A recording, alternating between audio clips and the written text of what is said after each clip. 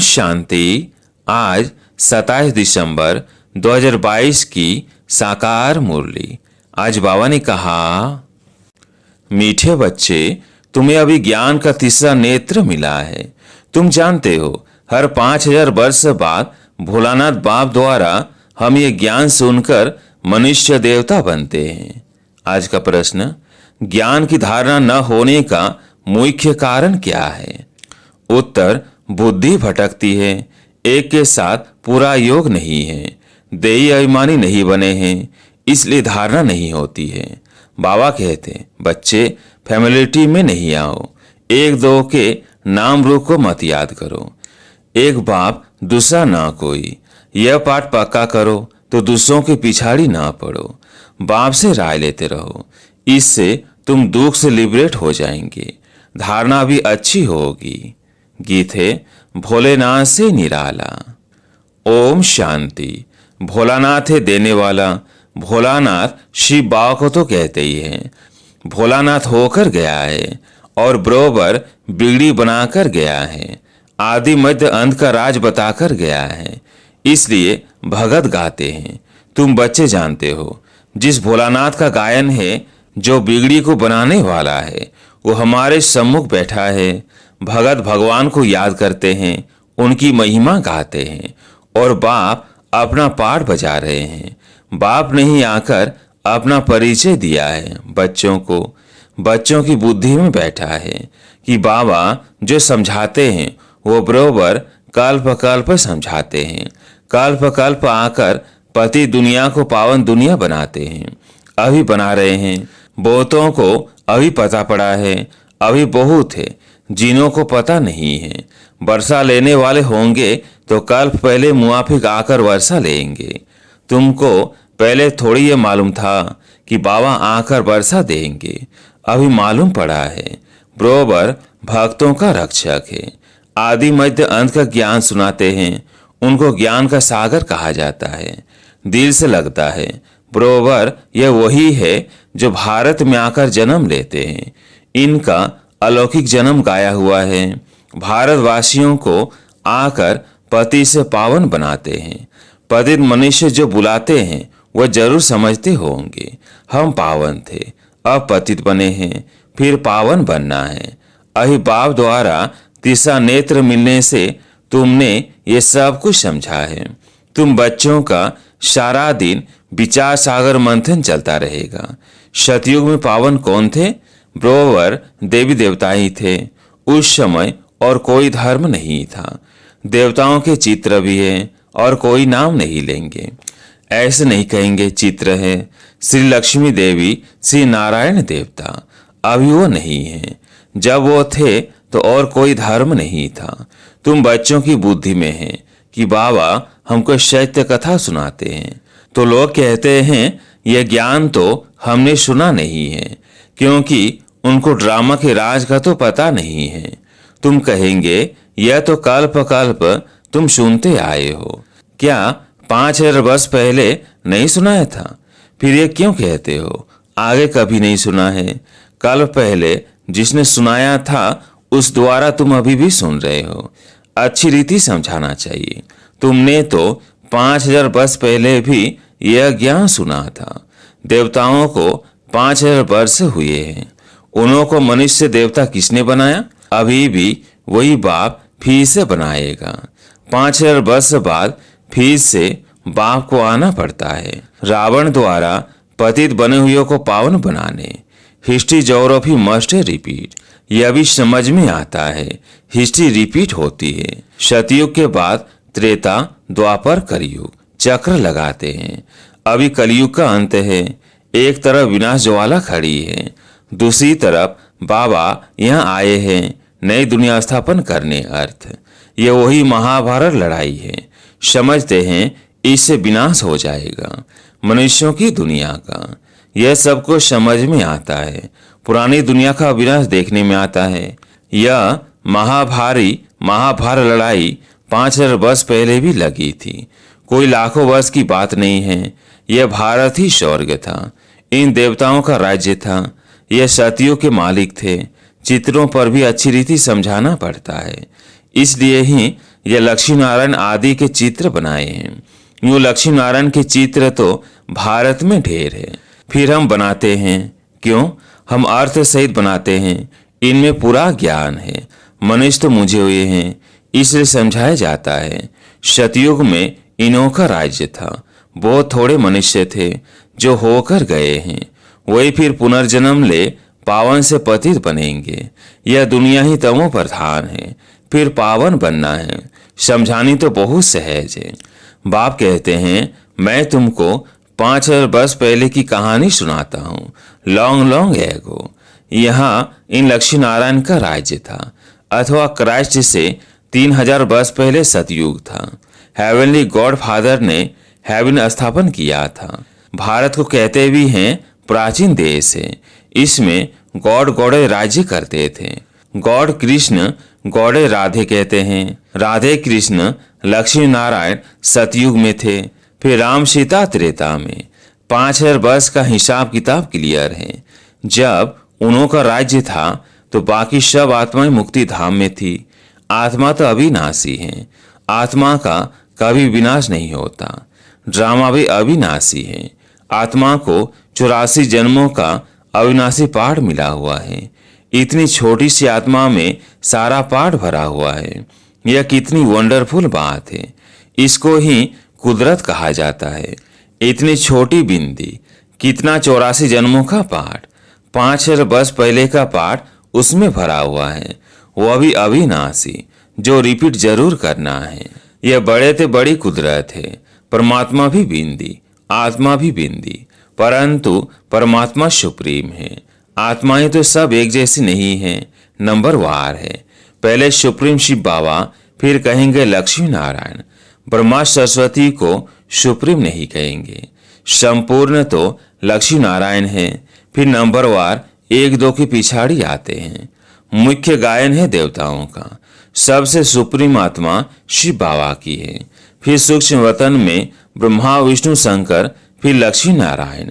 राम सीता सब नंबर वार है। नाटक में भी एक्टर नंबर वार होते हैं, सब एक जैसे नहीं होते हैं। कहेंगे इनकी आत्मा सुप्रीम एक्टर है, यह 5 पैसे का एक्टर है। सबसे फर्स्ट क्लास क्रिएटर डायरेक्टर कौन है? करण करावनहार एक ही परमपिता परमात्मा है। अब तुमको सारे ड्रामा का पता पड़ा है। यह बेहद का ड्रामा नटसेल में तुमको बताया जाता है। झाड़ का यह देवी देवता धर्म है फाउंडेशन, फिर उनसे टालियां इस्लामी बोधी क्रिश्चियन निकले हैं। यह फ्लावर वाज होगा, झाड़ सोपता है ना। बाकी एक एक धर्म के पत्ते बैठ गिनती करो तो कितने होंगे। इस्लामी बोधी सबके मठ पंथ गिने जाते हैं। शिव भोलानाथ यह ज्ञान सुनाते हैं। बाकी कोई डमरू आदि बजाने की बात नहीं है। शास्त्रों में जो आया सो लिख दिया है। वास्तव में है ज्ञान की डमरू। इनको शंख ध्वनि भी कहा जाता है। शंख ध्वनि मुख से की जाती है। यह ज्ञान की मुरली। ड्रामा के आदि मध्य अंत का राज बैठ सुनाते हैं। आत्मा बिंदी मिसाल है, जिसमें सारा पाठ नूधा हुआ है। वो क्रिएटर है, वो एक्ट भी करते हैं। अच्छा पाठ वो लेते हैं, नंबरवार तो होते हैं ना। यह है ही एक बाप, क्रिएटर, और सब पुनर्जन्म में आने वाले हैं। यह कभी पुनर्जन्म नहीं लेते हैं। इनका अलौकिक जन्म है। तुम जानते हो कैसे आकर प्रवेश किया है। दूसरी आत्माएं भी प्रवेश करती है ना। समझो किसकी स्त्री की आत्मा आती है, बोल सकेगी कि मैं सुखी हूँ। बाकी उनके शरीर को भाकी नहीं पहन सकेंगे, क्योंकि शरीर तो दूसरा है ना। भावना है कि हमारी स्त्री की आत्मा है, इनको बुलाया गया है। ऐसे बहुतों को बुलाते हैं। अभी तमोगुणी हो गए हैं, इसलिए एक्यूरेट बताते नहीं हैं। आत्मा क्या चीज है, कैसे आती जाती है, यह ड्रामा में पहले से ही नूंद है। ऐसे नहीं आत्मा निकल कर यहाँ आती है, वो मर जाती है, नहीं। बाप कहते हैं यह मनोकामना पूर्ण करने के लिए साक्षात्कार कराता हूँ। जो ड्रामा में नूंद है सो होता है। सेकंड पास हुआ, ड्रामा में नूंद है। यह बेहद का नाटक है। बाप बिंदी है, बिंदी को भोलानाथ कहते हैं। कितना वंडर है। बाप भी कहते हैं मुझ बिंदी में कितना पाठ है। यह बातें नए कोई की बुद्धि में बैठ ना सके, पुरानों से भी कितनों की समझ में नहीं आता है, तो किसको समझाने में मूझते हैं। जैसे रेडियो में कोई बात करने में मूझते हैं। इसे मुरली बड़ी फुर्ती से चलानी है, वो पढ़कर सुनाते हैं। यह ओरली। बाबा भी सब कुछ ओरली सुनाते हैं। तुम्हारी बुद्धि में धारणा हो रही है। कल पहले भी तुमने धारणा कर बहुतों को सुनाया है, फिर वो ज्ञान खत्म हो गया। अब फिर रिपीट होना है। यह ज्ञान कोई साधु संत की बुद्धि में नहीं है। वो परमात्मा को नहीं जानते। वह कह देते हैं आत्मा परमात्मा में मिल जाएगी। मिलेगी फिर कैसे? अभी तुम्हारी आत्मा जानती है कि हमारा बाप आया है, हमको नॉलेज दे रहा है, फिर हम बाबा के साथ घर जाएंगे। यह तुम बच्चों को रूहानी नशा है। यह तुम्हारा प्रवृत्ति मार्ग। वो तुमको कहते हैं कि तुम तो कुमार अथवा कुमारी हो, तुमको विकारों का अनुभव ही नहीं। हम तो विकारी गिरस्त में रहने वाले हैं। तुम हमको यह ज्ञान कैसे दे सकते हो? हम हैं युगल, हमको बैचलर कैसे समझा सकेगा? हमको तो युगल समझाए जो अनुभवी हो, विकार में गया हुआ हो, वही हमको समझा सकते हैं कि हमने ऐसे जीत पाई। ऐसे से बाबा के पास पत्र आते हैं। बात तो ठीक है, अब ऐसे अनुभवी से पत्र लिखाना चाहिए जिसने भल शादी की हो परंतु पवित्र हो। कोई को बाल बच्चे थे फिर पवित्र बने हैं। ऐसे से हमको समझाए। ज्ञान तो बहुत अच्छा है, परंतु कोई तीखा समझाने वाला नहीं है, तो मैं मूझ जाता हूँ। बहुत बातें सामने आती हैं तो अनुभवी समझाने वाला हो। अब पत्रों द्वारा तो किसको इतना समझा नहीं सकते। समूह आकर मिले तो बाबा भी समझाए। ऐसे से बहुत युगल है जो अपना अनुभव सुना सकते हैं कि हम ऐसे प्रवृत्ति में रह सीमत का पूरा पालन कर रहे हैं। खान पान की पूरी परहेज रखते हैं। कोई समझाने वाला ठीक नहीं है तो मूंझ पड़ते हैं। सर्विस के लिए बुद्धि चलनी चाहिए। देही अभिमानी भी बनना है। कोई फैमिलिटी में नहीं आना चाहिए। मेहनत लगती है। माया घड़ी घड़ी फंसा लेती है। कर्मातीत अवस्था अभी हो नहीं सकती। बहुत एक दो के नाम रूप में फंस पड़ते हैं, फिर बाबा को लिखते भी नहीं कि बाबा यह तूफान आते हैं। सच नहीं बताते हैं। बाबा को लिखे तो बाबा युक्ति भी बताएं। कोई सच लिखते हैं। शिव बाबा तो सब कुछ जानते हैं, समझाते हैं। अगर ऐसी कोई चलन चली तो धर्मराज द्वारा वो दंड भोगना पड़ेगा। सारा दिन ख्यालात चलते रहते हैं। सेंटर पर आते हैं, कहते हैं फलानी बहुत अच्छा समझाती है, परंतु अंदर शैतानी भरी पड़ी होगी। यहाँ तो एक के साथ योग चाहिए, बाप के सिवाय दूसरा ना कोई। क्यों दूसरे के पीछे पड़े? धारणा नहीं होती है तो जरूर कहाँ बुद्धि भटकती है।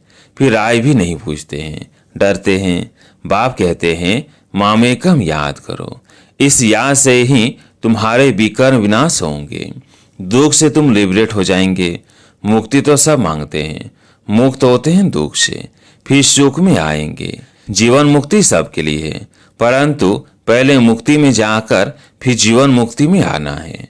अच्छा, मीठे मीठे सिकिलधे बच्चों प्रति माता पिता बाप दादा का याद प्यार और गुड मॉर्निंग। रूहानी बाप की रूहानी बच्चों को नमस्ते। हम रूहानी बच्चों की रूहानी बाप दादा को याद प्यार गुड मॉर्निंग नमस्ते नमस्ते। धारणा के लिए मुख्य सार। पहला पॉइंट, बाप समान ज्ञान की शंख ध्वनि करनी है। सिर्फ पढ़ करके नहीं सुनाना है, धारणा करके फिर समझाना है। दूसरा पॉइंट, खान पान की बहुत परहेज रखनी है। सीमत का पालन कर प्रवृत्ति में रहते हुए कैसे पवित्र रहते हैं, यह अनुभव दूसरों को सुनाना है। आज प्यारे मीठे बाबा का वरदान। साधन व सर्वेशन के प्रभाव में आने के बजाय प्रकृति को दासी बनाने वाले विजयी भव। साधन व सर्वेशन के प्रभाव में आने के बजाय प्रकृति को दासी बनाने वाले विजयी भव। कभी भी योगी पुरुष व पुरुषोत्तम आत्माएं प्रकृति के प्रभाव में नहीं आ सकती। आप ब्राह्मण आत्माएं पुरुषोत्तम और योगी आत्माएं हो। प्रकृति आप मालिकों की दासी है, इसलिए प्रकृति के कोई भी साधन व सेल्वेशन आपको अपने प्रभाव में प्रभावित ना कर ले।